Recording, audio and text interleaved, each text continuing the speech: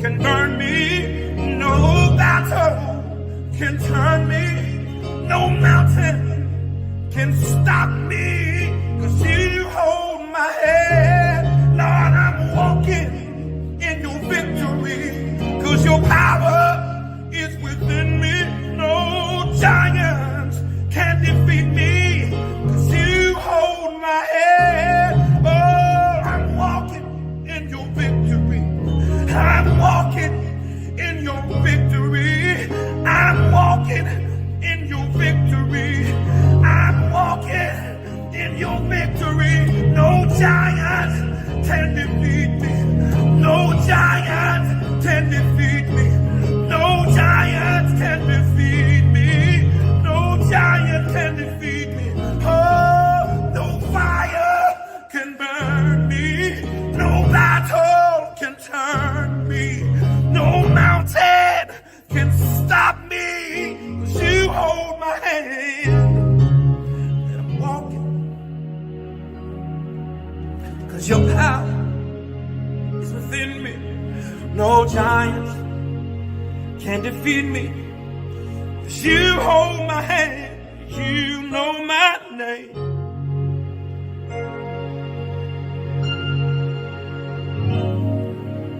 You know my name. You know my name. It's called It's Perfectly Normal. I'll read some of this for you. It says, after a bit, a person's becomes moist and slippery, and the clitoris becomes hard. After a bit, a person's becomes erect, stiff, and larger. Sometimes a bit of clear fluid that may contain a few sperm comes out of the tip of the penis and makes it wet. Can we, sir, I'm sorry. Was it something I said? If you don't want to hear it in a school board meeting, why should children be able to check it out of the school system? We have perverts that are perverting our kids. And you all sit back smug in your chairs, but you don't want me to read it. Why? Does it bother you? Yes or no? You can't answer that question. You want to know why? Because politically speaking, you can't say that it's wrong. I don't come to bow, I come to conquer. I don't come to bow, I come to conquer. My home is always where I am. My home is in my head. My home is what I think about. How I try to set my mind in the thinking that I think. That is my home. My home is not a material home out somewhere out there. My home is in my head. Have you made a lot of money out of your music? Money? I mean, how much is a lot of money to you? Yeah, that's a good question. Have you made, say, millions of dollars? No. Are you a rich man?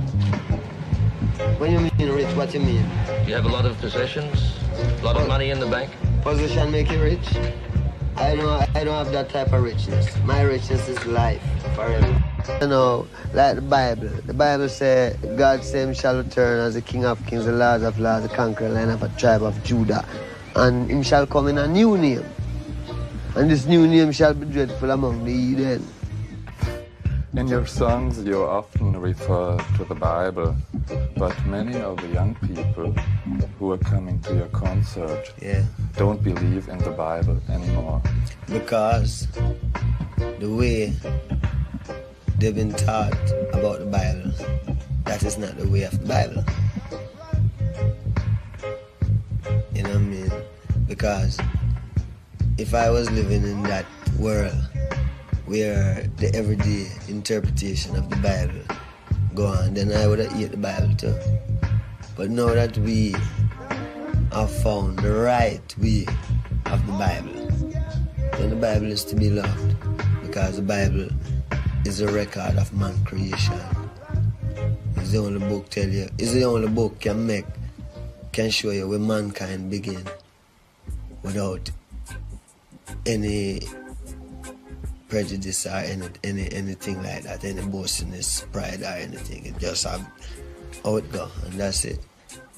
Well, all the Christian people, not even the Christian, all the people who go to churches interpret the Bible and the preachers them. That is not the right way. Because the greatest thing is that life. See? It's life. Life I deal with. If the preacher read the Bible and tell you that you have to die to go to heaven, then he's not reading the Bible. Because the Bible tells you you have to live in a heaven. You don't die and go to heaven. You have to live in heaven. You know, a lot of places on earth could be. But Africa is our heaven. Because that's where we come from. You know, maybe if it's a Swiss, maybe if you're from Switzerland and the people know God, then maybe you could live in peace, unity, harmony, you know. But, you know, people are stubborn on this earth because of material vanity. I don't want to wait for you, 'cause it's summertime.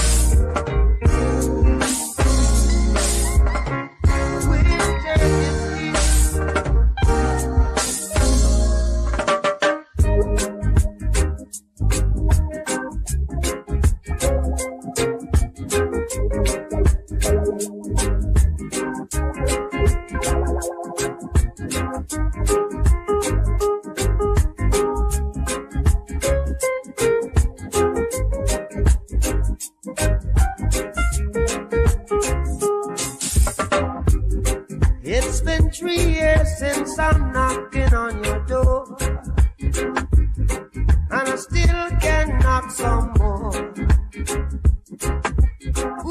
You know, living, we know that when you're sick, you go to the doctor. So nobody wants to die. So if you don't want to die, then there's something happening there. So the best man to find out from if you can live is God. Now, to find out from God, you have to find God. Now, when we search in reality, we find Haile Selassie, King of Kings, Lord of Lords, Conqueror, Lion of Judah. That is our tradition. How big is the influence of the Rasta communities in Jamaican culture and politics today? And perhaps you can give some examples. Well, you know, as Rasta, we're dealing with not politics, but our own tradition from creation, from the root of mankind. So we as Rasta now, we return to our roots, which is God, you know. So, and as you know, politics divide and rule. Politics don't show people God. Politics tell you that somebody can do something fair, you know. What we know is God that do everything. So the best man to deal with is God. When you deal with God, you don't deal with politics, because politics divide. I don't listen to people that I can't learn from. So I don't listen to interviews of artists that don't have no value in what they say. I don't listen to music from people that I can't get no game from. Are you the smartest one in your team? Definitely not. I might be the dumbest one. That's why I call my thing the marathon, because I'm not gonna lie and portray this ultimate poise like I've had it figured out. Nah, I just didn't quit. That's the only distinguishing quality from me and probably whoever else going through this or went through this or is gonna go through this, is that I ain't quit. I went through every emotion. I went through every emotion with trying to pursue what I'm doing. You know what I mean? And I think that what gonna separate whoever's gonna try to go for something is that you ain't gonna quit. My biggest mistake in music. Anything that you feel like I could have handled that situation better? I think just, I would say, not trusting my instincts sometimes. Sometimes, you know, I would, and not to sound sexist, but even just as a man, we so logical and we so driven by logic and so driven by facts that sometimes we can't move without facts. But if you got trust in your gut and you got trust in your instinct, and you learn that as you grow older and you mature, that you sometimes you don't need facts. You could just go off your gut and how you feel about things. Damn. You know what I mean? So just being confident in, I don't need confirmation. If I feel it, I trust how I feel. I know my intentions is pure. My instincts is like connection to a higher understanding. You don't need the facts all the time. Just go off how you feel. And so I think that I've learned to listen to my gut and my instincts more and be confident in making decisions off of it. It's about the unique things about you. You know what I'm saying? Not the blend in, not the common denominators. Person out there Don't forget about that clicking up thing, you know what I mean? Be to yourself. Stay to yourself. Trust nobody. Trust nobody. After dog. You know what I mean? Straight up. My closest friends did me in. My closest friends, my homies, people who I done took care of their whole family. I done took care of everything for them, looked out for them, put them in the game, everything turned on me. Fear is stronger than love. Remember that. Fear is stronger than love. All the love I gave didn't mean nothing when it came to fear. So it's all good. But I'm a soldier. I always survive. I constantly come back. You know what I mean? Only thing that can kill me is death. That's the only thing that'll ever stop me is death. And even then, my music will live forever. I think that my mother, like a lot of people, like a lot of them, like Fred Hampton, Mark Clark, Harriet Tubman, they felt like they were laying tracks for the generation to come. I think my mother knew that freedom wouldn't come in her lifetime, just like I know that it won't come in mine. But it's a matter of either we stay like this or somebody sacrifices. Somebody laid a track so we don't stay in a 360-degree deadly circle. You know what I'm saying? Somebody has to break out and risk, you know, losing everything and being poor and getting beat down. But somebody has to do something. You know, I be juggling. You know what I'm saying? I juggle a lot. I play a lot of positions. You know what I mean? So my mentality when I do start to be like, damn, this is a lot. You know what I'm saying? It's just like, you know, that's what it's supposed to feel like. If you are going toward what the vision look like, and that's like greatness. That's, you know, on multiple levels. That's the vision that I'm working toward. So I'm like, I just think about that. Like, this shit ain't supposed to feel, you know, comfortable. It's supposed to be uncomfortable. It's supposed to stretch you. It's supposed to be a burden to a degree.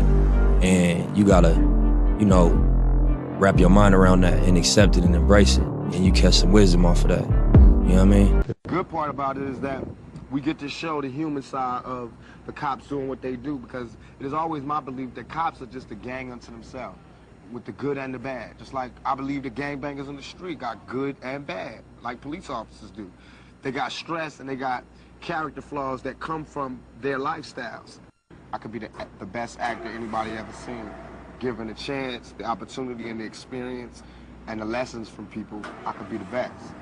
But right now, I don't even wish to be the best. I just want to be one of them. If you look at it from a stereotypical point of view, like how people say, you know, all your troubles with the law, how could you play a cop? Just from a stereotypical point of view, who could play a cop better? I've seen them in their evil when they think nobody's looking. I've seen the compassion. I've seen the anger. I've seen the jealousy. I've seen the fear. I've seen respect, and I've seen hate from cops. Anybody, you know what I mean? I've been there. I just got out of maximum penitentiary. I got arrested like 12 times last year, you know what I mean? Some my mistake, some destiny, some fate, and some unwarranted, you know what I mean? But for whatever reason, I got to see police more than I wanted to. So, for that reason alone, I'm the perfect choice for the role. I can't explain why I shine and no one else shines. I think everybody shines in different things. And a lot of things I can't do. I can't play basketball like every other black person in America. But I can act. I know how to go to that true spot in myself because I'm there every day. I can be me. I can be whoever because I'm true to me. I can go to neutral easily. A lot of people, black, white, Mexican, young or old, fat or skinny, have a problem being true to themselves. They have a problem looking in the mirror and looking directly into their own souls. The reason I sell 6 million records, the reason I could go to jail and come out without a scratch, the reason I can walk around, the reason I am who I am today is because I can look directly into my face and find my soul. It's there. It's not sold. I didn't sell it. It's still within me. I still feel it. My heart is still connected to my body. So I could, any character, I'm going to bring that intensity, that truth, that honesty to it because I have to repay for that blessing. From Black Jesus, from God, I have to pay for that by shining. If he give you the voltage and you waste it, that's the curse. He gave me the voltage, I'm a shine. It's not mine, it's from God, it's God. Not that it's so special that nobody got it, but all of our gifts and blessings and our strengths and our weaknesses come from God. Come from Black Jesus or whoever comes from within you, you know what I mean? So, it's not really tricky. Everybody can do it if they just can go to that spot. I guess all the things that happened to me in my life allowed me to go there easier.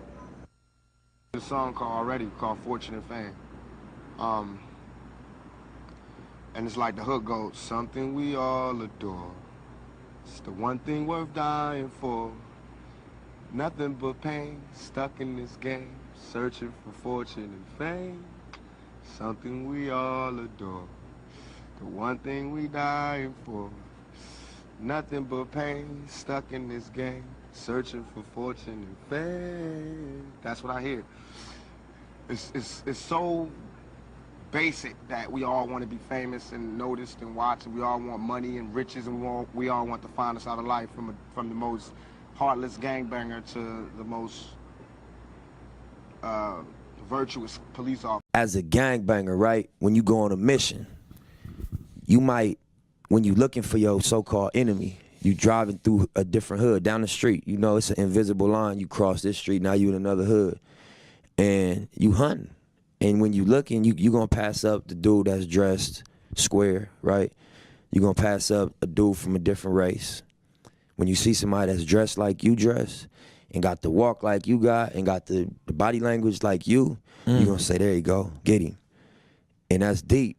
Whew. You know what I'm saying? When you really unpack that. That's crazy. You know what I'm saying? You looking for yourself just on the other side of town. And you gonna hop out and attack him and try to down him in a real way.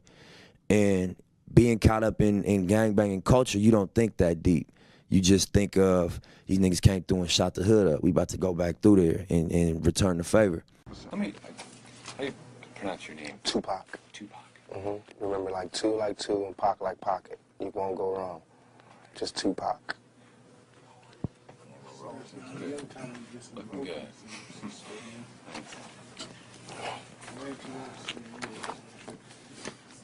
What's your best Christmas memory? Let me see. When I thought we didn't get any gifts for Christmas, I was in Baltimore. I thought we didn't get nothing. There was a knock on the door. My sister's principal from her school came, and they had like this charity, whatever, where they give like the turkey to the poor family on the block. We was the poor family. So we got this turkey. I got some cheap boots. You know, got little cheap trinkets. But on Christmas, you want as many trinkets as possible. And so I got a whole bunch of little tiny things. It was cool. We got free cheese, free beans, free butter, free everything. All that little government surplus stuff. But on Christmas, you need it. I mean, as opposed to us having an empty refrigerator, empty nothing. So I just remember when it first came, you know, and it's always like a Christmas carol playing around Christmas time on somebody's TV. And I just remember that first feeling, like really feeling like, you know, dang, this is Christmas. You know, this is like the give thing. The give thing. That's when I used to feel the sorriest for my mother.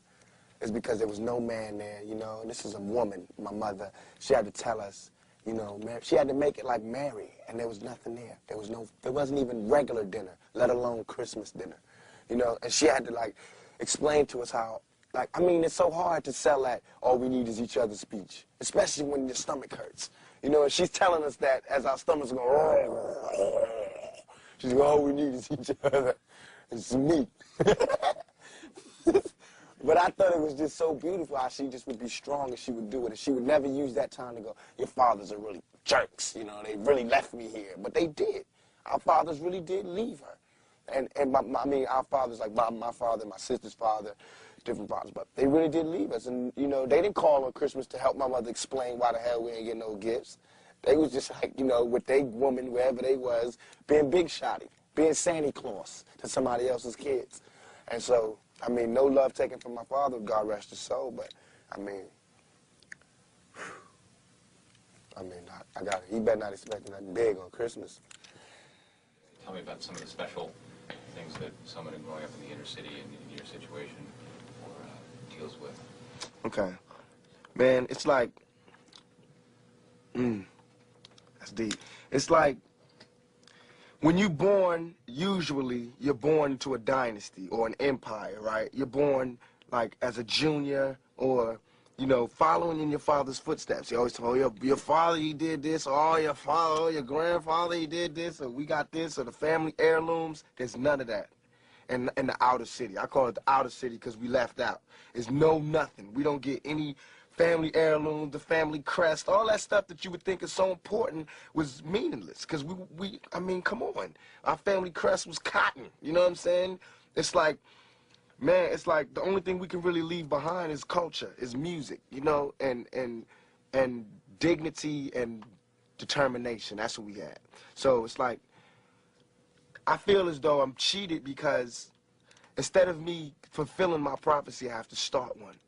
Instead of me, you know, doing a good job and carrying on the empire, I have to build one. And that's a hell of a job for a 21-year-old. You know what I'm saying? That's a hell of a job for any youngster, male or female, to have to build an empire for your family.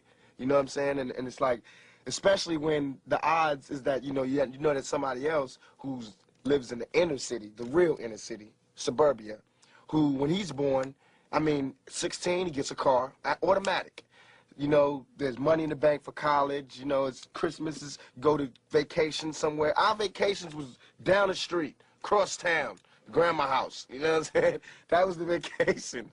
Or, you know, or jail, to be even more real. And I hate to make this, like, sad story, but it's real. Because this world is such a, and when I say this world, I mean it. I don't mean in an ideal sense. I mean in every day, every little thing you do. It's such a, gimme, gimme, gimme. Everybody back off. You know, everybody's like, you taught that from school, everywhere. Big business. If you want to be successful, you want to be like Trump, gimme, gimme, gimme, push, push, push, push, step, step, step, crush, crush, crush. That's how it all is. And it's like, nobody ever stopped. Just, you know, I feel like instead of us just being like, slavery's bad, slavery's down, bad whitey, bad whitey. I mean, all right, let's stop that. And everybody's smart enough to know that, I mean, we've been slighted. And we want ours. And I don't mean by like ours, 40 acres and a mule, because we're past that.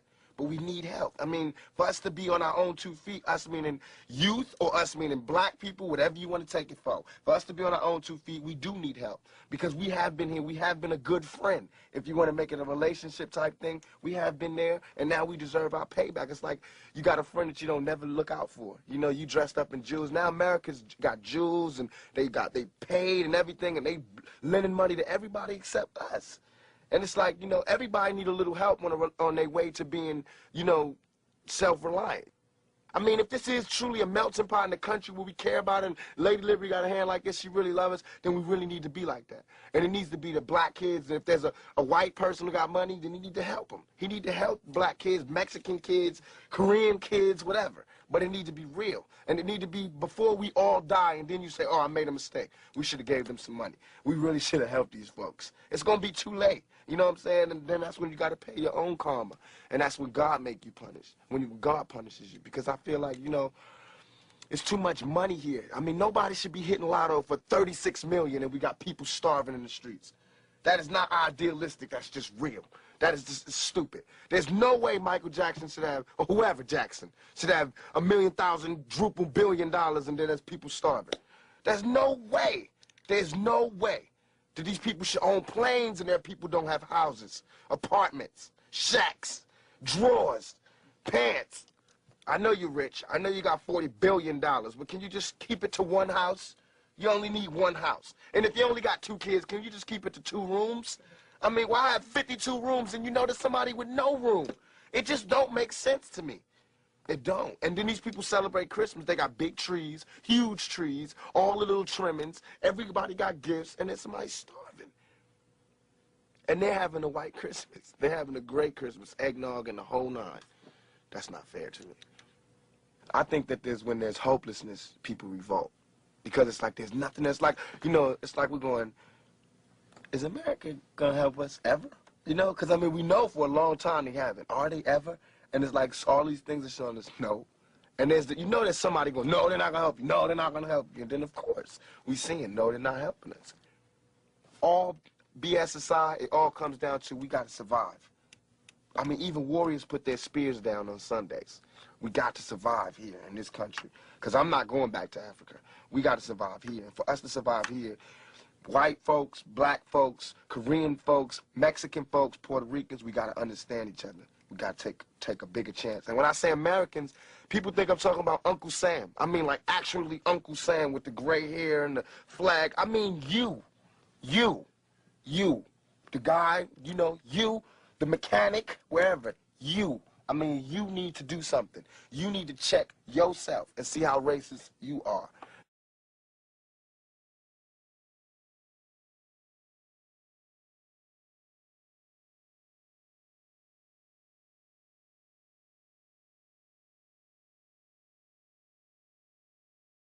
I think as human beings, everybody has a natural gift and a natural passion, but then you go outside and you get influenced and you feel pressure from what's going on outside. You know, I read one time, like, would you rather be at war with yourself and at peace with the world, or at peace with yourself and at war with the world? This whole thing, we look at life like it's about what you can get from life. And I think, you know, I read something, I was like, that's not what it is. You're gonna always be unfulfilled if you look at life like that. It's about knowing you're gonna leave one day.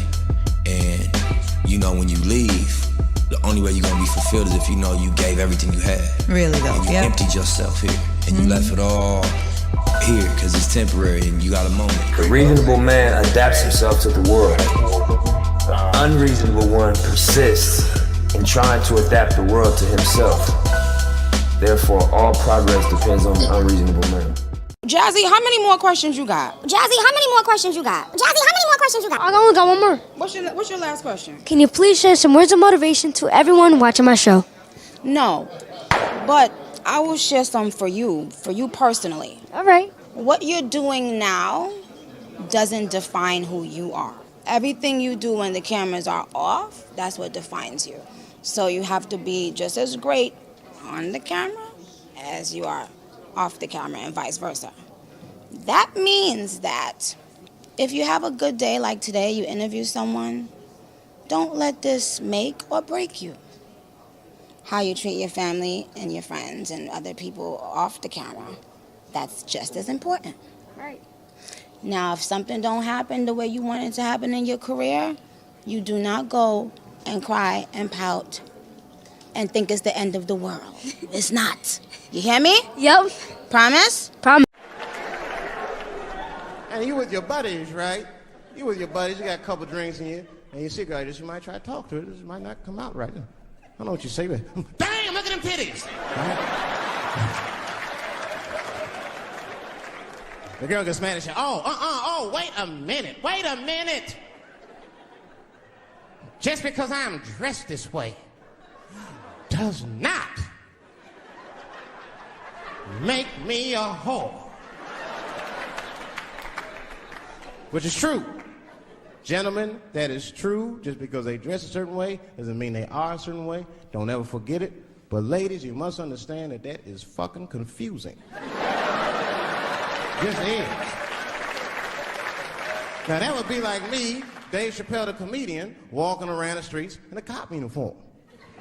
Somebody might run up on me. Oh, thank God. Officer, help us. Come on, they're over here. Help us. I'm like, man, just because I'm dressed this way does not make me a police officer. You understand what I'm saying? It's like, all right, lady, fine. You are not a whore. But you are wearing a whore's uniform, I'll tell you that shit right now.